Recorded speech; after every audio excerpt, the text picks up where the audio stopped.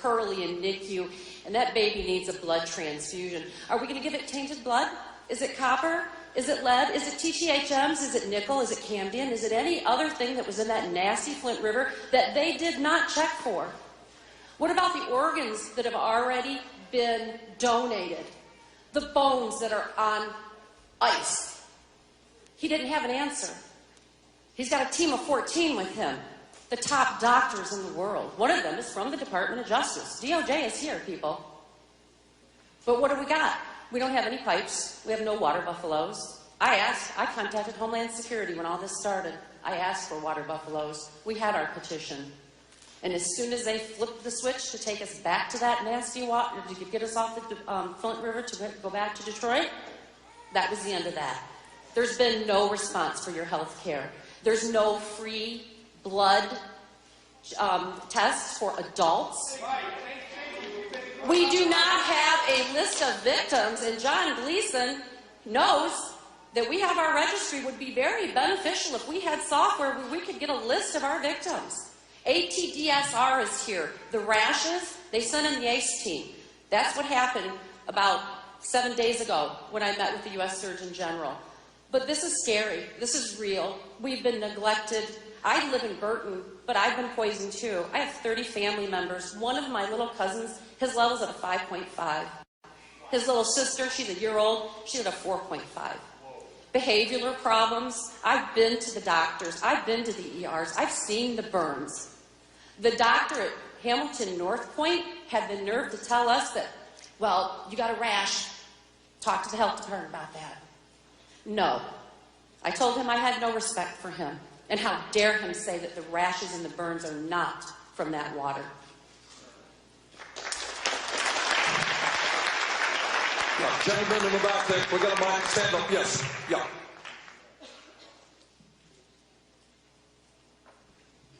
Again, I wanted to say thank you for coming to Flint.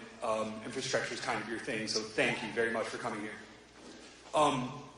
Senator Sanders, I wanted to ask you why our governor hasn't been arrested for poisoning us. Why hasn't he been held under accounts of terrorism or domestic terrorism?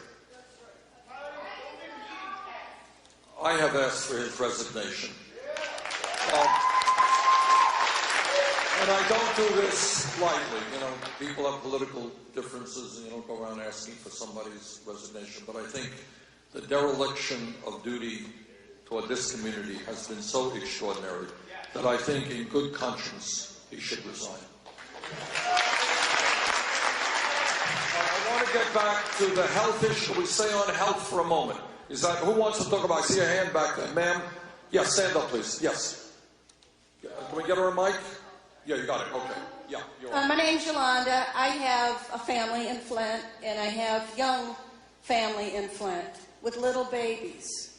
My concern is these young mothers, these young parents aren't getting the seriousness of this. They're saying, oh, well, hey, and they're just, well, we'll deal with it later.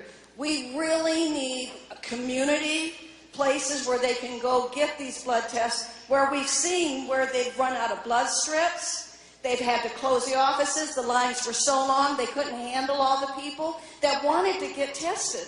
They're not being tested. So we need organizations, we need community places where they can go and get tested and find out what the results are. And we need to touch base with these young parents that don't understand the seriousness of this. And how we do that, I don't know. All right, let me ask, just want to pick up on that point. What you're saying is there are a lot of people who are anxious, wonder what's going on, and they're not able to get the testing they need. Is that correct? That's right. Is that true? People agree with that? That's right. Okay. Okay, all right, the gentleman right here, stand up. Let's get this gentleman a mic right here.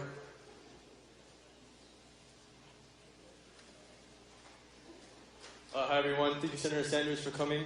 I'm part of a group in Flint called the Flint Coalition Web. It's a bunch of activists in Flint. We're just started off new. We're trying to come up with solutions to present to governors, legislators for things in Flint. And we came up with 4 main points that we want to address. We've already addressed Congressman Kildee and some other people. I want to bring up Senator Sanders and the public as well. The first thing is the obvious. The pipes need to be changed. I mean, that's a no-brainer. The pipes will change ASAP. It's not like tomorrow we'll do it, eventually we'll do it. No, today it needs to get done. That's the first thing. The second thing is we support Senator Peters and Sabinot and Congressman Kilby's proposal on financial support for Flint. So they put up something for $400 million. And the state said that they'd match that with $400 million, and then the federal government would give another $200 million, which would be $1 billion total for Flint. And we really ask for your support on that one, and to talk to them and get that money into Flint. The third one is an independent external auditor. So when that money actually comes in, we don't want the state to take in charge of the money. We want some external organization to come in and make sure that the money gets passed through Flint. And people of Flint get that money.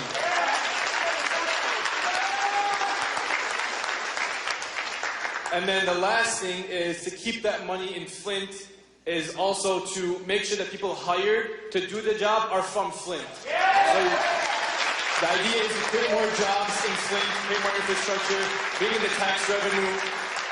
And the thing is, changing the pipes, like I said, it won't be overnight either once we start.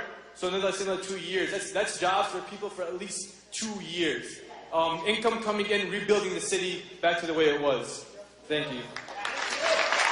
Last thing I just want to say, the Sylvester Broom Center offers free lead testing on Saturdays. So if anyone wants the Sylvester Broom Center, free, it's on North Saginaw Street. Okay. Our camera wanted to say something. Please come on up here.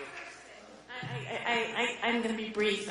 So my nonprofit gets in-kind donations from companies that can help. And so I've been trying to bring free blood lead testing to Flint now for over a month. And tonight we're going to be testing. We're testing adults and we're testing children over 6 because children of any age can be poisoned. Because of the snowstorm, we can only test 30 families tonight. And I think we already have them lined up. But I'm going to come back. I have, they'll test as many people as I want them to test. We're also bringing free water testing, and primarily I want to test people who have filters. I want to test the filtered water for you, and that's also being donated to my nonprofit. So please help me help you by helping me get the word out that we're reviewing this. It's letsafeamerica.org, and you can follow our blog. So the website's letsafeamerica.org, and I have 200 free lead paint test kits out there with a button, and our contact information's on the side of the button, our website, my cell phone number, my email, and our Facebook page. So we'll be back. Okay, we're going to have to bring the meeting to a close, and I apologize. I've got to get to Chicago in a while. First of all, thank you all for coming out here this afternoon.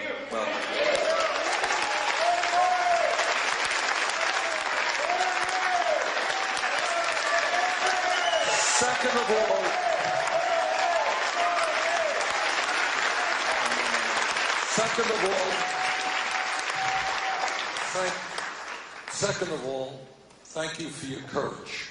There are a lot of people when faced with this horrific situation who have kind of cleared out of town or given up. You are fighting back, and I applaud you for doing that.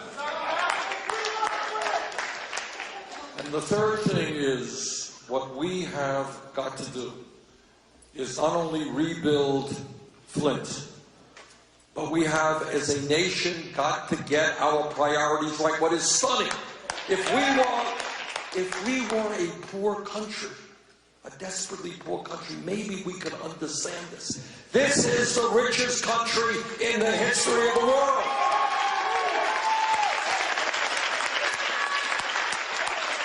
And you have people out there talking about hundreds of billions of dollars in tax breaks for the top 0.2%, but apparently we cannot adequately fund cities and towns throughout America.